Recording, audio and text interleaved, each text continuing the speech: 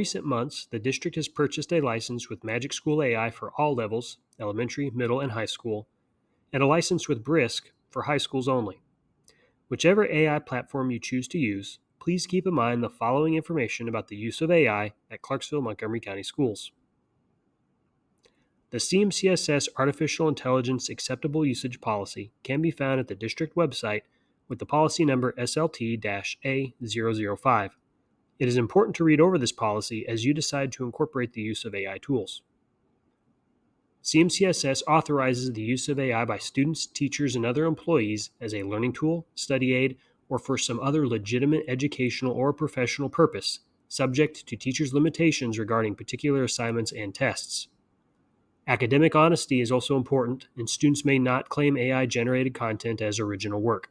If a teacher expressly forbids the use of AI for a particular assignment, then students may be reprimanded for cheating, plagiarism, or forgery pursuant to the CMCSS Code of Conduct. It is also important to remember that whoever uses AI, any resource generated by an AI should be examined for accuracy and appropriateness before being used with students, parents, other staff, or stakeholders. It is also vitally important to not include any personal identifiable information into any AI platform, whether it's a CMCSS purchase license or one of the other ones on the internet. Hello and welcome to another edition of Tech Tip Tuesday. In this week's Tech Tip, we're going to take another look at MagicSchool and focus on the student side of things. To get started, Magic Student Tools are designed for direct student use, providing features like AI-powered tutoring, personalized study support, and other interactive activities within a safe, structured environment under teacher supervision. So, a teacher can access the student tools by clicking on Magic Student and then Student Tools right here on the left, and then scroll through and look at the different tools. Now remember, this is designed for personalized support, AI-powered tutoring. If a teacher wants to have an AI tutor the students on a particular topic, they can click right here on AI Tutor. If they want to give writing feedback, they can go ahead and personalize that kind of feedback by clicking on this tool as well. The teachers need to have a purpose behind the tool before they give it to the students, and they need to be ready to personalize it to give the best support they can for the students. For the rest of this video, we're going to focus on the writing feedback tool and show you how to personalize it and then set it up in a safe, structured environment for your students. So let's click on writing feedback. And right here on this next screen, this is going to give me an option to go ahead and personalize it. I can give the tool a name. In this case, I'm going to go ahead and give it a topic. Let's do Romeo and Juliet. I can give the tool a description. I can indicate the grade level, also the assignment description right here. So for this particular assignment, I have the students write an essay about Romeo and Juliet. So students wrote an essay on Romeo and Juliet. If I have a particular rubric that I would like to attach, I can select Add File and upload it from my computer, my Google, or my Microsoft Drive. I can also give generalized feedback right here by just typing in my information. The more details, the better, especially if I want to give direct, personalized feedback for my students. After I have personalized and designed my writing feedback tool, if I select Start Preview, this will show me how the tool interacts with students, and I can interact with it as well as a teacher. It's a good idea to test this out before I give it to my students. Now, how do I get this to my kids in a safe way? Whenever you create a tool, you're going to be prompted to save it to a room. Students cannot use a tool unless the teacher has created a brand new room or added it to an existing room the students have already been invited to. If I do new room, I can give the room a name, a description, and then I also want to make sure that I keep this Require SSO toggle switch to on. Students can only join the room if they've logged into ClassLink if I have this is on. If I select existing, I can go through my list of existing rooms and go ahead and check the box beside the one I want to add it to, and then select Save to Room. All right, so how do the rooms work? This is a safe, structured environment for my students. Anytime I have created a brand new room, I'm going to receive this message right here with options on how to share it. I can give a join URL, which the kids would then click on and join the room. I could attach it to Google Classroom as an assignment, or if I want to give the kids a join code, I click join code and then copy this code right here. Then all the students have to do is then copy that code and put it in the room when they sign in. Now that I've showed you how to create a room, I want to show you how to monitor and moderate those classrooms. When you click on the Rooms tab right here on the left, you're going to be brought to this screen that shows you every single room you have created inside of MagicSchool. Now, when you create a room, be thinking about the purpose. Do you want to have a room for each class period, very similar to what many of us do with Google Classroom or inside of Schoology? It's really good if you teach middle and high school and you've got multiple class periods with different students. You can create multiple classrooms inside of MagicSchool as well, and then add your student tools into those rooms. Now, students can only join the room if you actively invite them. They are not automatically rostered. You got to give them that URL, Google Classroom, or a join code. You can also create rooms for specific tasks, like in this case writing, my author writing room, where I've got different AI writing feedback tools that I provided on specific topics.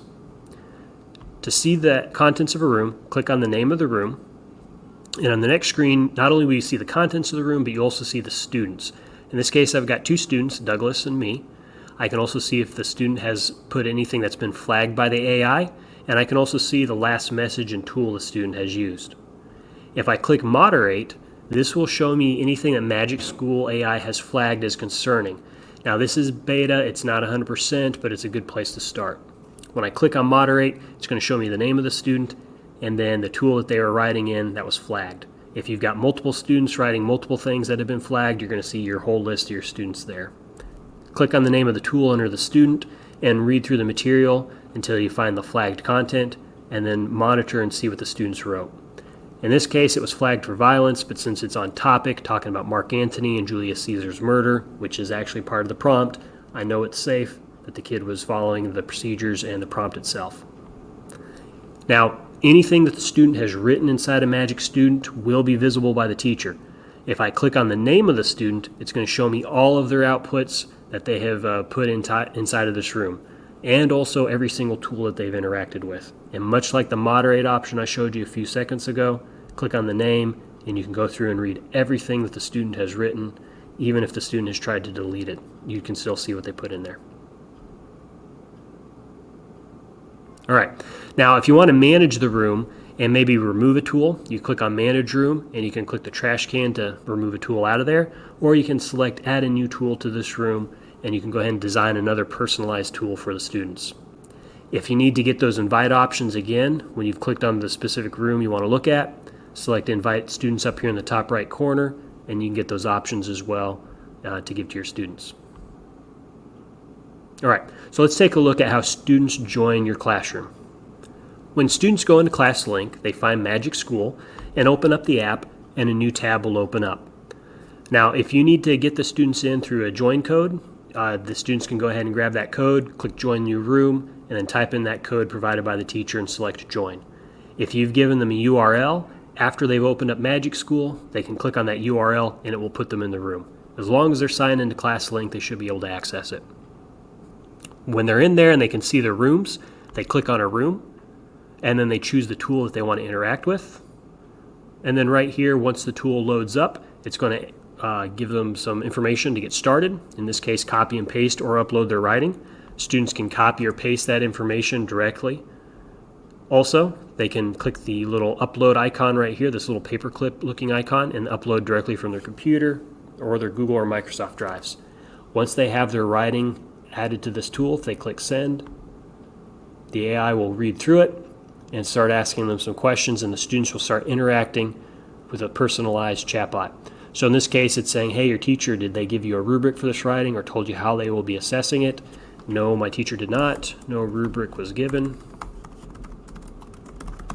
And I'm going to go ahead and hit send, and then the students can go back and forth with the chatbot and work on this feedback.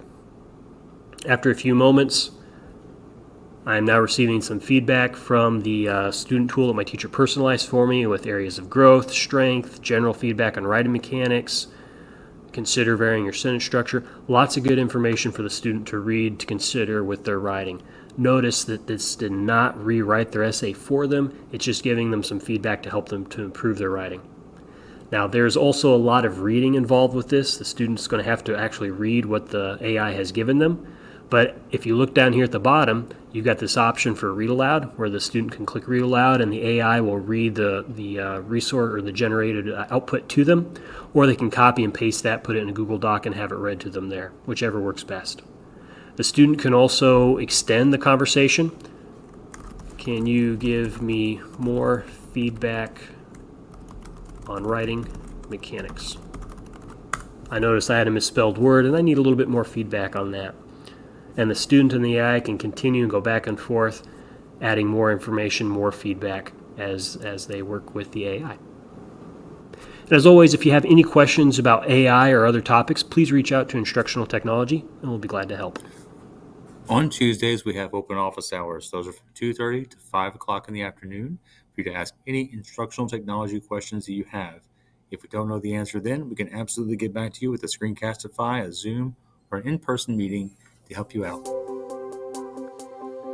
Here's the next few weeks worth of trainings. Stay tuned for more. If you need help with this or other instructional technology, reach out to us at instructionaltechnology@cmcss.net. Join our YouTube channel at TechTip Tuesday, or visit us at our website, tinyurl.com/cmcssits.